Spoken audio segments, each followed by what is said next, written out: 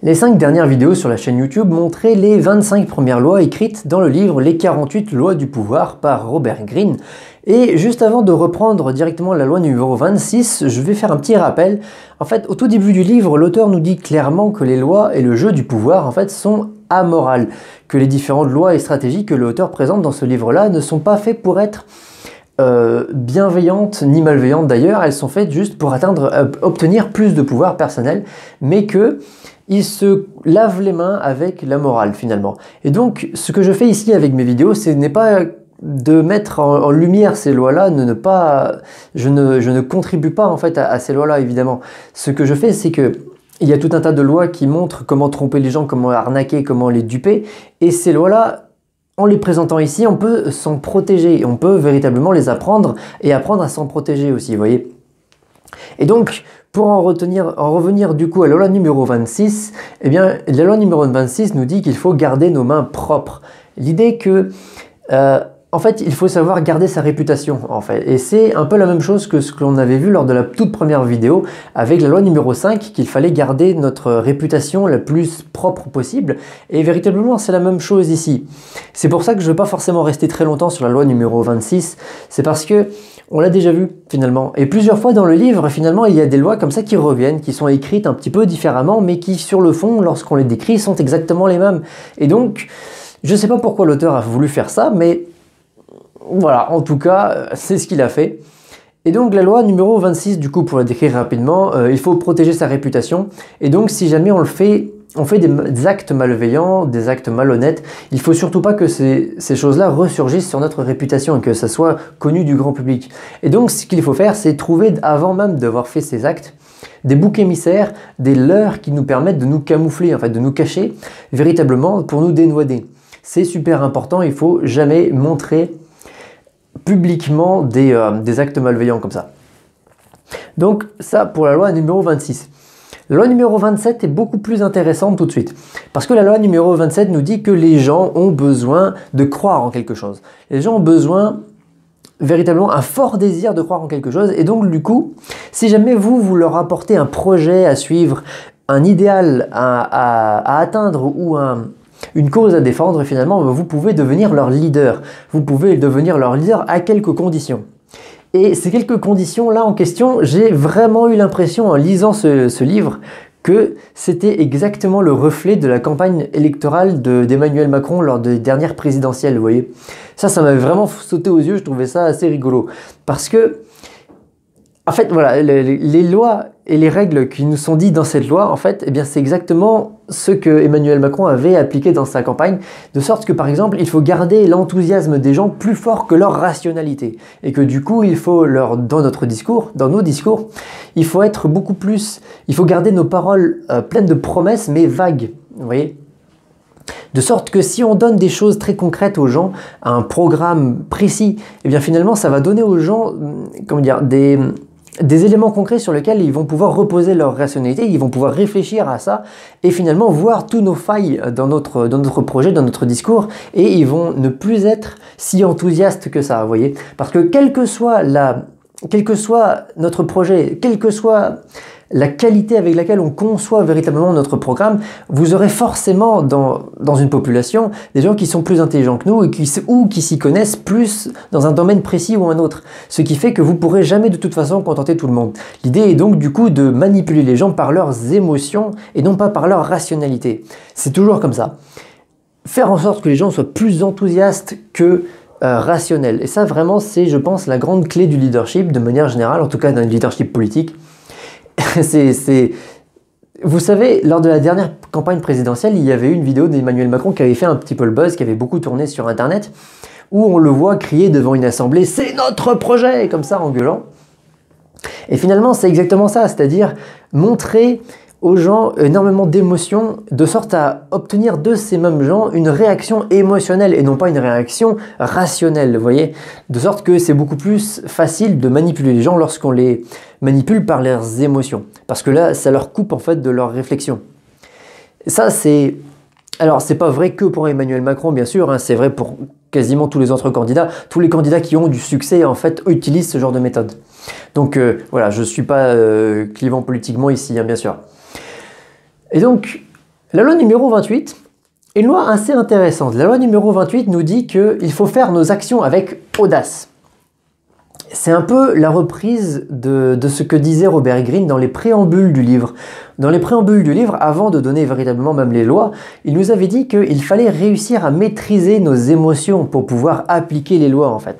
Si on est quelqu'un de trop colérique ou trop timide finalement, eh bien le plan qu'on a mis en place pour pouvoir atteindre notre objectif, on risque de ne tout simplement pas pouvoir le mettre en place. Vous voyez? Et donc il faut véritablement faire attention à ça. Ici, spécifiquement sur cette loi, Robert Greene nous dit que la timidité est dangereuse et qu'il vaut mieux réaliser les choses avec beaucoup d'audace finalement. De sorte que la chance sourit aux audacieux.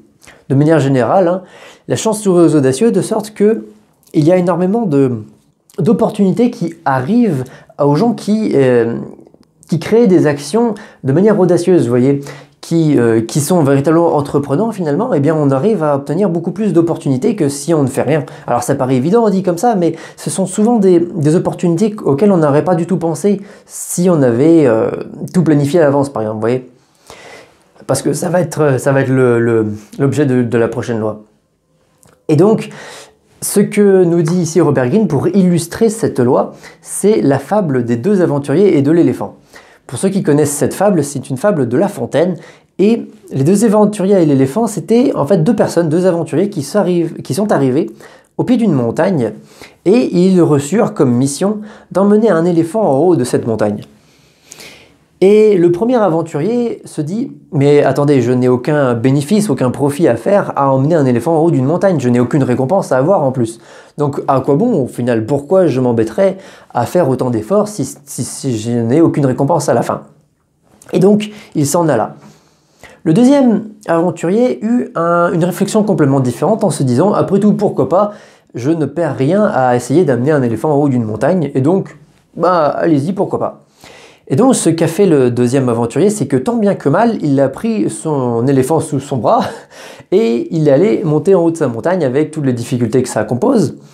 Mais lorsqu'il a atteint le sommet de la montagne, eh bien il s'est rendu compte que derrière cette montagne, il y avait tout un peuple entier, une civilisation entière qui avait comme prophétie que lorsqu'un étranger amènerait un éléphant en haut de la montagne, eh bien finalement ce serait leur futur roi.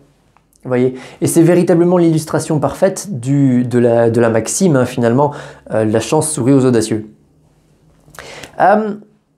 Pour la loi numéro 29, je suis un peu plus partagé, très honnêtement. Donc, la loi numéro 29 nous dit qu'il faut absolument tout planifier de A à Z dans les moindres détails pour atteindre notre objectif, avant même de réaliser des choses pour atteindre notre objectif.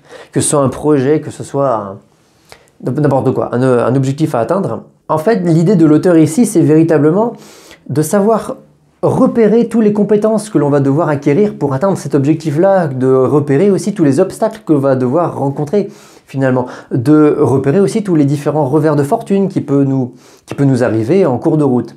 Et véritablement, c'est ce genre de choses-là qui est intéressante à imaginer et à planifier au début, bien sûr, ça paraît être du bon sens. Et il y a aussi un truc, que si on planifie vraiment bien les choses, on saura alors quand s'arrêter. Et ça, c'est véritablement important, puisqu'il y a beaucoup d'exemples en fait, de grands personnages historiques qui ont réussi des choses incroyables et qui, portés par l'euphorie de leur réussite, se sont attaqués à des projets extrêmement ambitieux, extrêmement gigantesques, de sorte que ce sont ces projets-là qui leur ont mené à leur perte. Évidemment, l'exemple évident, c'est celui de Napoléon Bonaparte, qui avait conquis toute l'Europe au début du 19e siècle, et qui, après avoir conquis toute l'Europe, après avoir assemblé une armée gigantesque, la grande armée de Napoléon, 500 000 hommes au total, imaginez, eh bien, il s'est attaqué à la Russie, et finalement, l'une des stratégies de Napoléon, c'était de pouvoir ravitailler son armée au fur et à mesure qu'ils avançaient dans les campagnes ennemies. Ils ramassaient toutes les ressources qui leur manquaient pour pouvoir ravitailler leur armée au fur et à mesure. Et ce qu'ont utilisé les Russes, c'est la stratégie de la terre brûlée. C'est-à-dire qu'ils ont détruit toutes les récoltes, toutes les ressources, ils ont brûlé la terre, au fur et à mesure que l'armée de Napoléon avance, de sorte que celle-ci ne trouve pas les ressources en arrivant en Russie. Évidemment, Napoléon est arrivé jusqu'à Moscou, pensant qu'une fois la ville prise, eh bien finalement, ils obtiendraient suffisamment de ressources pour maintenir leur armée. Ce qu'ils n'avaient pas pensé, c'est que les Russes avaient incendié et déserté la ville avant l'arrivée des Français. Ce qui fait que, finalement, Napoléon n'a pas trouvé de ressources dans cette ville et il dut repartir en arrière, et il dut repartir en Europe avec toute son armée. Le problème, c'est que l'hiver russe, le harcèlement des troupes russes, le harcèlement des troupes françaises par les Russes, ainsi que les maladies, ont eu raison d'une grande partie de l'armée de Napoléon, de sorte que celui-ci s'est retrouvé en Europe avec beaucoup moins de pouvoir, en tout cas militaire, que celui qu'il avait avant, et les grandes puissances européennes se sont rebellées contre l'empereur, de sorte qu'il s'est retrouvé exilé sur l'île d'Elbe, et après la suite, on la connaît. Mais vraiment, c'est ça, quoi. C'est l'idée que si on ne se met pas de stop, si on ne se met pas dès le départ, en fait, un objectif très clair sur lequel que l'on veut atteindre, mais que l'on se dit que on ne veut pas aller au-delà, finalement, eh bien, cela peut nous amener à faire ce genre de problème, à obtenir ce genre de problème, à savoir que, on ne va pas arrêter et on risque de, par l'euphorie de notre réussite, aller trop loin, finalement. Et alors jusque-là, je suis d'accord avec la loi, sauf qu'il y a quelques petites phrases dans ce livre qui me chiffonnent. L'idée, c'est que, d'après l'auteur, si on planifie véritablement tout ce qui peut nous arriver pour atteindre un objectif, et bien finalement, on ne sera jamais débordé par les événements, on ne sera jamais débordé par les circonstances, parce qu'on aura tout prévu. Et c'est là que ça me pose problème.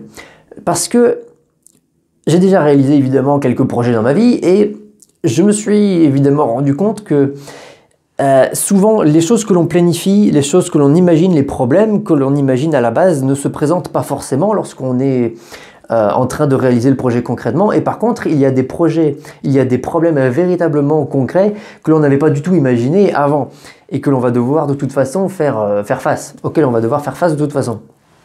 Et bon, ce qui fait que, est-ce que c'est vraiment si utile que ça de tout planifier? Oui, dans un certain sens, mais pas trop non plus. Il ne faut pas tomber dans l'excès de planification. Et j'étais véritablement un professionnel de ça. L'excès de planification, ça c'est quelque chose que je connais très très bien.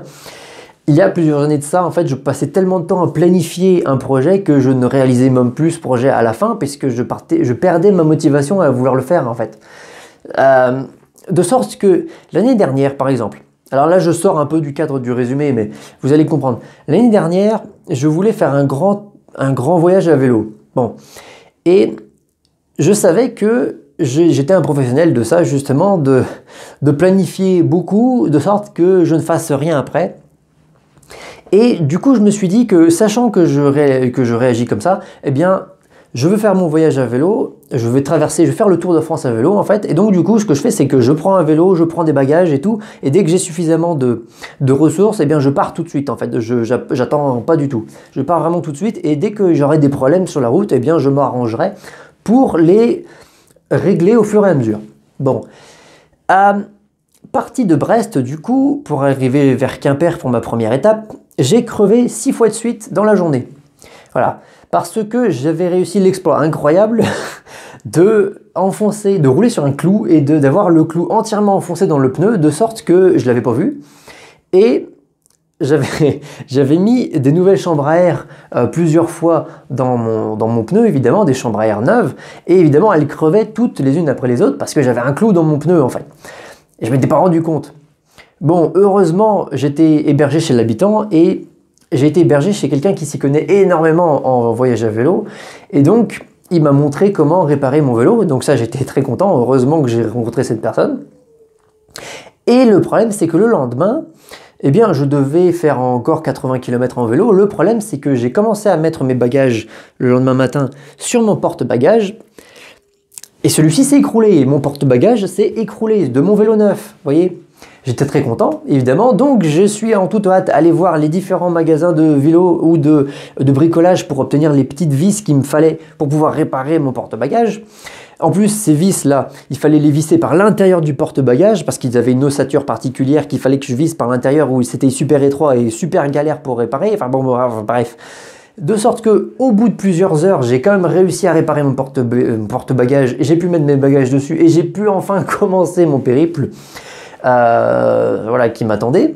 Et évidemment, voilà, je veux pas accabler la Bretagne, je veux pas alimenter encore plus les clichés, mais comment je me suis pris un déluge, une tempête, une pluie battante de tous les diables à la pointe de la Bretagne, de sorte que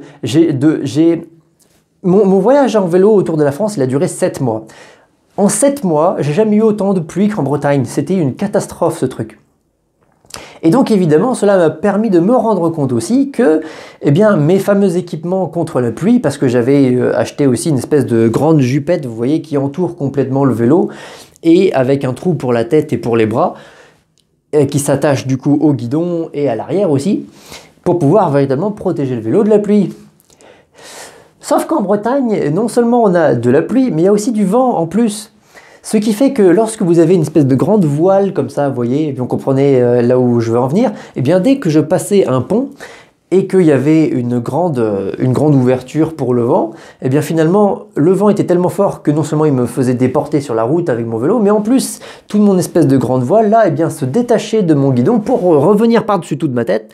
Je voyais plus rien du tout et évidemment, dans la circulation et dans la nuit en plus, parce qu'évidemment, comme j'étais parti tard le matin parce que j'avais eu des problèmes, et bien finalement, je suis arrivé super tard là où je devais me rendre pour pouvoir avoir un logement tout simplement. Et en plus, enfin, voilà, j'ai eu des problèmes comme ça sur les 2-3 premiers jours. Franchement, sur les 7 mois entiers de voyage à vélo que j'ai fait, j'ai eu 90% des problèmes se sont concentrés véritablement sur les 3 premiers jours, même les 2 premiers jours même. Vous voyez, sur les 2 premiers jours, j'ai eu plus de problèmes que sur tout le reste de mon voyage. Et c'est vraiment comme ça pour tous les projets finalement, j'ai l'impression. Quel que soit le projet qu'on met en place, que ce soit un voyage, mais que ce soit une carrière, que ce soit un réseau professionnel, que ce soit véritablement n'importe quoi, des vidéos sur YouTube, c'est la même chose. C'est-à-dire que les problèmes, on les rencontre surtout au tout début et on les rencontre... vous voyez, comment dire, les véritables problèmes que l'on rencontre concrètement lorsqu'on fait les choses, eh bien, c'est pas du tout les mêmes que ceux qu'on imagine à la base. Et donc, le fait de surplanifier comme ça, je pense pas que ce soit une bonne idée. À mon avis, il est stratégiquement beaucoup plus intéressant de se focaliser sur l'état d'esprit qui nous dit que, ok, je sais que je vais rencontrer des problèmes, mais je vais m'efforcer à y résoudre au fur et à mesure. Parce que je sais que les problèmes vont se concentrer véritablement au tout début et qu'au bout d'un moment que je les aurai réglés, ils ne reviendront plus et d'ici les quelques premiers temps du projet, eh bien ça pourra rouler beaucoup plus vite. Vous voyez? Et donc, à mon avis, la persévérance et l'adaptation sont des choses qui stratégiquement sont beaucoup plus efficaces que la planification à outrance. Alors, je ne dis pas que la planification est mauvaise, bien évidemment, que... voilà, se focaliser sur, comme le dit dans le livre, hein, les différentes compétences à acquérir pour atteindre notre objectif et les différents problèmes qu'on risque de rencontrer. Évidemment que ça, c'est intéressant de le savoir aussi au début. Mais il ne faut pas tomber dans l'excès inverse de se dire que je vais absolument tout planifier à l'avance, comme c'est marqué justement dans le livre, parce qu'à mon avis, c'est vraiment contre-productif. Ceci étant dit, la loi numéro 30, quand même. La loi numéro 30 nous dit qu'il faut faire croire aux autres que nos actions se font sans problème, que se font sans effort. C'est un peu la même chose que ce qu'on avait vu lors de la dernière vidéo, si vous vous rappelez bien, dans le sens que pour devenir un bon courtisan, il fallait pratiquer la nonchalance, dans le fait qu'il faut travailler vraiment beaucoup pour obtenir des grands résultats, des résultats impressionnants, mais il ne fallait pas montrer qu'on travaillait beaucoup, parce que sinon cela arrive que cela génère de la jalousie ou de la vigilance par les autres personnes. Et c'est exactement la même chose ici. C'est-à-dire qu'il faut faire en sorte de faire croire aux autres que les résultats qu'on obtient se font sans effort, se font de manière grâce à nos talents naturels finalement, et que l'on ne travaille pas tant que ça. Vous voyez? Parce que le fait de travailler vraiment beaucoup, cela attire l'attention sur les gens, et cela attire l'attention pas forcément de manière positive. C'est-à-dire que si jamais vous avez vos adversaires, que vos adversaires potentiels voient que vous travaillez vraiment beaucoup, cela peut égayer leur vigilance à votre encontre, vous voyez? Et donc ça peut être beaucoup plus difficile après de les doubler, de les duper, et de les avoir, en fait, de les arnaquer de sorte à pouvoir leur passer devant. Si jamais vous convoitez, si jamais vous avez plusieurs personnes qui convoitent un même poste, que vous êtes en compétition avec certaines personnes, eh bien le fait de montrer publiquement que vous travaillez énormément fait que les gens vont être beaucoup plus vigilants sur vous et que donc il vous sera plus facile de les duper si vous montrez que vous travaillez juste moyennement, que vous êtes juste quelqu'un de moyen. Ça me fait penser un peu à cette émission d'ailleurs. Je viens d'y penser là à l'instant. Vous savez, Koh-Lanta, c'est une émission voilà, que beaucoup de gens connaissent en France. Et finalement, quand on regarde un peu le parcours des différents gagnants de ce jeu de Koh-Lanta, c'est souvent des gens qui sont dans la masse, dans la moyenne finalement. Parce que les très bons, ils sont éliminés par les autres au fur et à mesure de l'émission. Vous voyez? Et donc, se fondre dans la masse, c'est quelque chose qui revient aussi régulièrement dans le livre, maintenant que j'y pense. Et c'est quelque chose qui peut être stratégiquement plus intéressant que de montrer qu'on est vraiment très fort ou qu'on travaille vraiment beaucoup. Voilà en tout cas pour cette 6e vidéo sur les 48 lois du pouvoir écrite par Robert Greene. Donc pour pouvoir voir la suite, je vous invite à vous abonner à la chaîne YouTube et laisser des commentaires. N'hésitez pas à laisser des commentaires ou des questions d'ailleurs, hein, si jamais vous en avez. Salut!